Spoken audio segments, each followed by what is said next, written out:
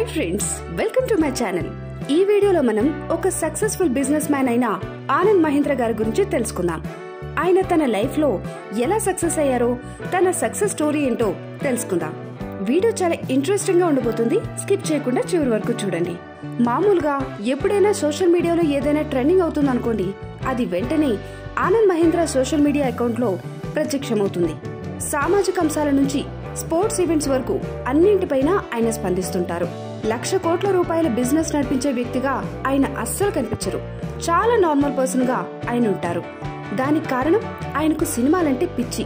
సినిమాల్లోకి రావాలని హార్వర్డ్ యూనివర్సిటీలో చేరారు. కానీ పరిస్థితులు అనుకూలించక తిరిగి కుటుంబం బిజినెస్ లోకే వచ్చారు. స్టీల్, ట్రాక్టర్లు, జీపులు తయారు చేసే కంపెనీని ఇప్పుడు కంప్యూటర్స్, ఏరోస్పేస్ తయారు చేసేదాకా ఆయన తీసుకెళ్లారు. అంతేకాదు, అతని సేవలను గుర్తించిన కేంద్రం ఆనంద్ మహీంద్రాని పద్మభూషణ్ తో సత్కరించింది. సో ఇంకెందుకు ఆలస్యం, ఆయన గురించి పూర్తిగా తెలుసుకుందాం. మహీంద్రా అండ్ మహీంద్రా కంపెనీ వ్యాపార సామ్రాజ్యానికి మూడో తరం వారసుడు ఈ ఆనంద్ గోపాల్ మహీంద్రా. 1953లో హరీష్, ఇందిరా మహీంద్రా దంపతులకు ఈయన జన్మించారు. తమిళనాడులో స్కూలింగ్ పూర్తి చేసిన ఆనంద్ మహీంద్రా సినిమాలపై ఉన్న ఇష్టంతో 1977లో హార్వర్డ్ యూనివర్సిటీలో ఫిల్మ్ మేకింగ్, ఆర్కిటెక్చర్ కోర్సుల్లో గ్రాడ్యుయేషన్ కోసం అమెరికా వెళ్లారు. కానీ అక్కడికి వెళ్లిన తర్వాత మనసు మార్చుకుని తిరిగి వ్యాపారం వైపు మొగ్గు చూపారు. దీంతో అదే యూనివర్సిటీ నుంచి ఎంబీఏలో మాస్టర్స్ చేసి ఇండియాకి తిరిగి వచ్చారు. 1980 సంవత్సరంలో స్టీల్ వ్యాపారంలో జపాన్ ఆధిపత్యం చెలాయిస్తూ ఉండేది. ప్రపంచంలోనే మరే దేశంలో మరే కంపెనీ జపాన్ సంస్థల ముందు నిలబడలేవు అనే పరిస్థితి ఉండేది. ఆ సమయంలో ముంబైలో ఉన్న మహీంద్రా ఉజిన్ స్టీల్ కంపెనీలో ఎగ్జిక్యూటివ్ అసిస్టెంట్ ఆఫీసర్ గా 1981లో ఆయన చేరారు. అక్కడే ఉంటూ జీపులు, ట్రాక్టర్లు, స్టీల్ వ్యాపారాల నుంచి మహీంద్రా గ్రూప్ ని ఫైనాన్స్ అండ్ రియల్ ఎస్టేట్ రంగాలకు విస్తరించారు.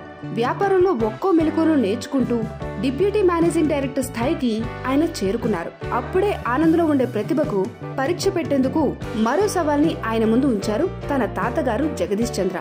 ఇంతకీ ఏంటా పరీక్ష అంటే, సమ్మెలతో అట్టుడుగుపోతున్న కండివాలి ఫ్యాక్టరీ బాధ్యతలను 1991లో మహీంద్రాకు అప్పగించారు. ఆనంద్ మహీంద్రా పదవి బాధ్యతలు స్వీకరించడమే ఆలస్యం. ఫ్యాక్టరీలో మరోసారి పెద్ద సమ్మెకు పిలుపునిచ్చారు కార్మికులు. దాంతో ఫ్యాక్టరీలో తీవ్ర ఉద్రిక్త నెలకొన్నాయి. ఆనంద్ మహీంద్రా క్యాబిన్ ని చుట్టుముట్టి గట్టిగా నినాదాలు చేస్తున్నారు కార్మికులు. ఏ కొంచెం తేడా వచ్చినా సరే యజమానిపై దాడి తప్పదు అనేంత భయంకరమైన పరిస్థితులు అక్కడ నెలకొన్నాయి. ఏ క్షణమైనా దాడి జరగవచ్చని, ఫ్యాక్టరీ వదిలి వెళ్లాలంటూ నలువైపుల నుంచి సలహాలొస్తున్నాయి. అప్పుడే కీలక నిర్ణయం తీసుకున్నారు ఆనంద్ మహీంద్రా. ఈ విపత్కర పరిస్థితుల్లో కార్మికులతో స్వయంగా చర్చలకు దిగారు ఆనంద్ మహీంద్రా. మీ డిమాండ్లు ఒప్పుకోవాలన్నా, దీపావళికి బోనస్లు ఇవ్వాలన్నా ఈ స్ట్రైక్ ని ఇక్కడతో ఆపేసి పనిలోకి వెళ్తే మంచిది, లేదంటే అంతే సంగతులు అంటూ గట్టిగా చెప్పారు. ఒక్క మాట అటూ ఇటూ అయితే దాడులకు అవకాశం ఉన్న చోట ఎంతో ధైర్యంగా కంపెనీ పరిస్థితులు, తన చేతిలో ఉన్న అవకాశాలను కార్మికులకు ఆయన వివరించారు.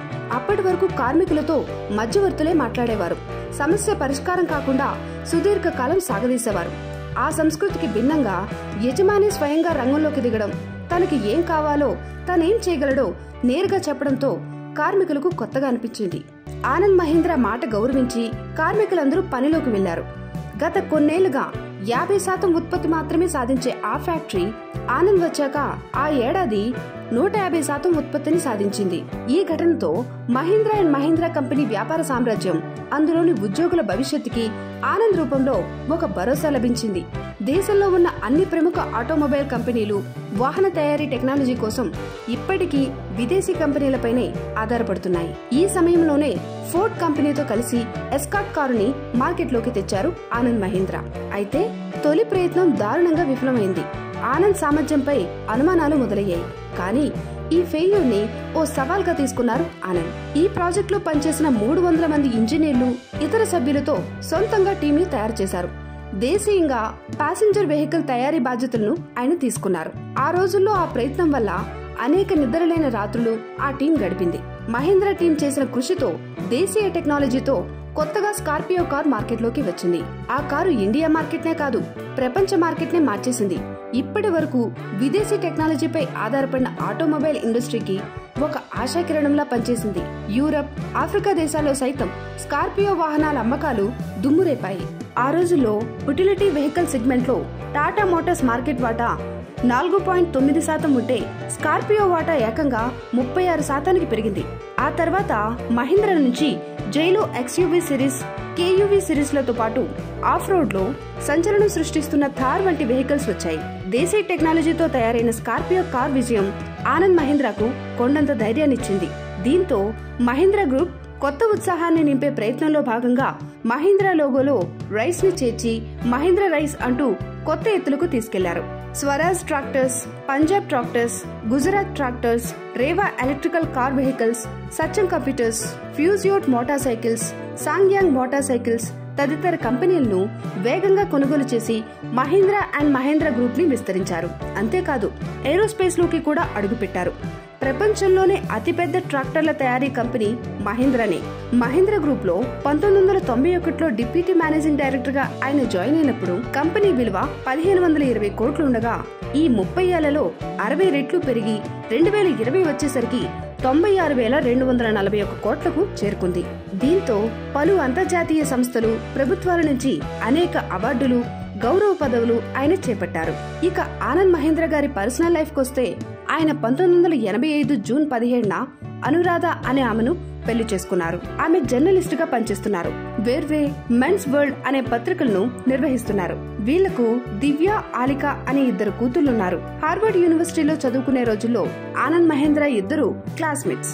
బయట తాను ఎంత పెద్ద బిజినెస్ మ్యాన్ అయినా తన కూతుళ్లకు మాత్రం ఫెయిల్యూర్ పర్సన్ లాగే కనిపిస్తుంటానని ఆనంద్ మహీంద్రా అంటున్నారు.